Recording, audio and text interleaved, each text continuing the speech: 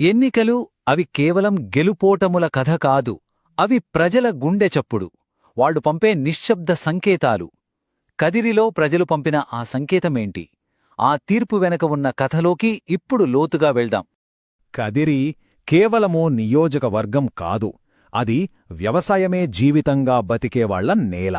ఇక్కడి రాజకీయాలు, ఇక్కడి జీవితం అన్నీ నీళ్లు, పొలం చుట్టూనే తిరుగుతాయి. ఈ కథకు రంగస్థలం ఇదే. ఈ సంఖ్యను చూడండి, 27,243. 2019లో ఇది ఓటమి ఎరుగని కోటకి గుర్తు, అధికార వైఎస్సార్సీపీకి లభించిన అఖండ విజయం.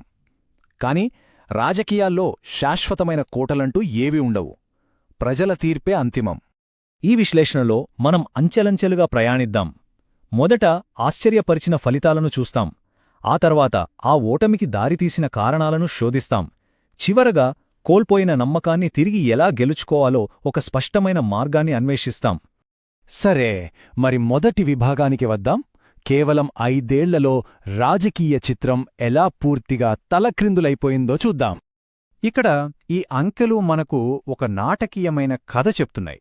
ఒకవైపు 2019 వైఎస్సార్సీపీకి 27,243 ఓట్ల భారీ ఆధిక్యం.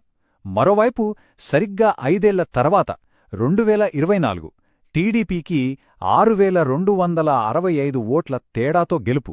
ఇది కేవలం ఓట్ల మార్పు కాదు, అధికారం చేతులు మారిన క్షణం. అంటే దాదాపు 17 పాయింట్ల స్వింగ్. ఆలోచించండి, మొత్తం మీద 33,000కు పైగా ఓట్ల మార్పు. అంటే ప్రతి 100 మందిలో 17 మంది తమ నమ్మకాన్ని మార్చుకున్నారన్నమాట. ఇది మామూలు విషయం కాదు. రాజకీయాల్లో ఇదొక పెద్ద ప్రకంపన. ఇంత పెద్ద మార్పుకు కారణమేంటి? ఆ కోట గోడలు ఎందుకు బీటలు వారాయి? మనమిక్కడ వ్యక్తుల గురించి మాట్లాడట్లేదు. వ్యవస్థలో జరిగిన పొరపాట్లని, ప్రజల నాడిని పట్టుకోవటంలో ఎక్కడ విఫలమయ్యారో విశ్లేషిద్దాం. మొదటిది అత్యంత కీలకమైనది, అంతర్గత విభేదాలు. బలమైన ప్రజాదరణ ఉన్న సిట్టింగ్ అభ్యర్థిని పక్కన పెట్టడం. ఇది పార్టీలోనే ఒక పెద్ద చిచ్చు పెట్టింది. సొంత నాయకులే సొంత అభ్యర్థికి వ్యతిరేకంగా పనిచేసే పరిస్థితొచ్చింది. అంటే శత్రువు బయటెక్కడో లేడు, లోపలే తయారయ్యాడు. రెండో కారణం ఒక వర్గాన్ని దూరం చేసుకోవడం. చూడండి, ఒక నియోజకవర్గంలో దాదాపు 44% జనాభా ఉన్న ఒక వర్గం తమ మాట వినేవాళ్లే లేరని, తమను పట్టించుకోవట్లేదనే భావిస్తే వాళ్ల నిశ్శబ్దమే ఎన్నికల ఫలితాన్ని శాసిస్తుంది. కదిరిలో ముస్లిం ఓటర్ల విషయంలో సరిగ్గా అదే జరిగింది. మూడోది పాలనలో చిన్న చిన్న లోపాలు. రాజకీయమంటే ఎక్కడో ఉండేది కాదు, అది మన గల్లీలో ఉండేది. ఊర్లో రోడ్డు బాగోలేనప్పుడు, మురికికాలులు పొంగినప్పుడు, మాకొక నీళ్ల ట్యాంక్ కట్టిస్తామన్న హామీ నెరవేరినప్పుడు ప్రజల నమ్మకం సన్నగిల్లుతుంది. ఈ చిన్న నిర్లక్ష్యాలే పెద్ద అసంతృప్తికి దారితీశాయి. ఇది వినండి, 3 ఏళ్లైనా నీళ్ల ట్యాంక్ కట్టలేదు. ఇది కేవలం ఒక ఫిర్యాదు కాదు, ఒక ఓటరు ఆవేదన. ఒక కనీస అవసరం తీర్చలేనప్పుడు మీరిచ్చే 1000 కోట్ల వాగ్దానాలు కూడా వాళ్ళకు అర్ధరహితంగానే కనిపిస్తాయి. ఇప్పుడు మరో ముఖ్యమైన అంశం చూద్దాం.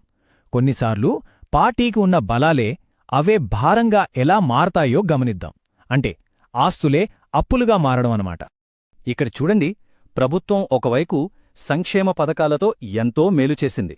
కాని మరోవైపు పార్టీలో ఉన్న అంతర్గత గొడవలు, స్థానికంగా నెరవేర్చని చిన్న చిన్న హామీలు ఈ మంచి పనిని కూడా మసకబార్చాయి. అంటే ఒక చేత్తో ఇస్తూ మరో చేత్తో నమ్మకాన్ని లాగేసుకున్నట్టయింది.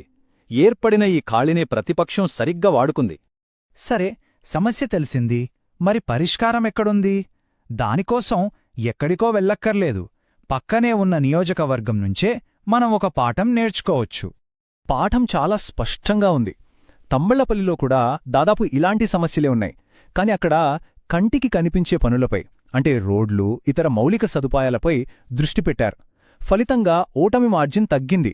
అంటే ప్రజలు దేని గురించి అడుగుతున్నారో దానికి పరిష్కారం చూపించాలి. మన రాజ్యాంగం ప్రకారం ప్రతి ఒక్కరికీ గౌరవంగా బ్రతికే హక్కుంది. ఆ గౌరవం కనీస అవసరాలు తీరినప్పుడే వస్తుంది. విశ్లేషణ పూర్తయింది. ఇప్పుడు అసలైన పని మొదలవుతుంది. కూలిపోయిన కోటను తిరిగి ఎలా కట్టాలి? కోల్పోయిన నమ్మకాన్ని పునర్నిర్మించడం ఎలా? దానికోసం ఒక స్పష్టమైన కార్యాచరణ ప్రణాళికను ఇప్పుడు పరిశీలిద్దాం. ఈ పునర్నిర్మాణానికి 4 స్తంభాలు అవసరం. మొదటిది, ఇచ్చిన కీలక హామీలను వెంటనే నెరవేర్చటం. నమ్మకాన్ని తిరిగి సంపాదించడానికి ఇదే మొదటి మెట్టు. రెండోది, చెల్లాచెదురైన పార్టీ కేడర్ను ఒక్కటి చేయటం, వాళ్లలో మళ్లీ ఉత్సాహం నింపాలి. మూడోది, ప్రజలతో నిరంతరం వాళ్ల మధ్య ఉండాలి. ఇక నాలుగోది, స్పష్టమైన సందేశాన్ని ప్రజల్లోకి తీసుకెళ్లాలి. ఇదొక క్రమపద్ధతిలో చేయాల్సిన పని. విజయం కావాలంటే ప్రతి ఒక్కని దగ్గరికి వెళ్ళాలి. యువతకు ఉద్యోగాల గురించి భరోసా ఇవ్వాలి. మహిళలకు స్వయం సహాయక సంఘాల ద్వారా అండగా నిలవాలి. బలహీన వర్గాలకు ఇళ్ళు, స్కాలర్షిప్లతో భద్రత కల్పించాలి.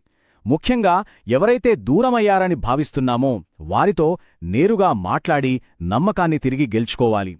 అయితే ఇక్కడొకటి గుర్తుంచుకోవాలి. ప్రజలతో మమేకమయ్యేటప్పుడు వారి వ్యక్తిగత సమాచారం విషయంలో చాలా జాగ్రత్తగా ఉండాలి. మన దేశ చట్టం ప్రకారం వారి సమ్మతి లేకుండా ఏ సమాచారాన్ని ఉపయోగించకూడదు. ఎందుకంటే నిజమైన నమ్మకం గౌరవం నుంచే పుడుతుంది. కదిరిలో జరిగిన ఈ కథ ఇది కేవలం ఒక నియోజకవర్గానికో ఒక పార్టీకో సంబంధించినది కాదు. ఇది పాలన గురించి, ప్రజాస్వామ్యం గురించి మనందరికీ కొన్ని ప్రాథమిక సూత్రాలను గుర్తుచేస్తుంది. మనం గుర్తుంచుకోవాల్సిన అతి ముఖ్యమైన విషయం ఇదే. ఎన్నికల్లో వచ్చిన భారీ మెజారిటీ అనేది ఒక లైసెన్స్ కాదు, అదొక రోజువారీ బాధ్యత. ప్రజలు మనపై ఉంచిన నమ్మకం ఒక బ్యాంక్ అకౌంట్ లాంటిది. రోజూ మంచి పనులు, జవాబుదారీతనంతో ఆ అకౌంట్లో డిపాజిట్ చేస్తూ ఉండాలి.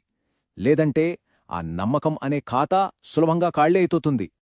ఆలోచించండి, ఒక చిన్న నీటి ట్యాంకు హామే ఒక ఎన్నికల ఫలితాన్నే మార్చేయగలిగితే అసలైన అధికారం ఎవరి చేతిలో ఉన్నట్టు? నాయకుల చేతిలోనా, లేక సామాన్య ఓటరు చేతిలోనా? ప్రజలకు సేవ చెయ్యాలనే తపన, సరైన వ్యూహముంటే ఎలాంటి ఫలితాలనైనా సాధించవచ్చు. మీరు కూడా ప్రజలకు దగ్గరయ్యే నాయకులుగా ఎదగాలనుకుంటే, మీ నియోజకవర్గాన్ని అభివృద్ధి పథంలో నడిపించాలనుకుంటే blueprintstrategies.ai ని సంప్రదించండి. మా ఇమెయిల్ ఐడి mgr@blueprintstrategies.ai లేదా 08042041602 నంబర్కి కాల్ చేయండి. మా లక్ష్యం రాజకీయాలకు అతీతమైన ప్రయోజనం.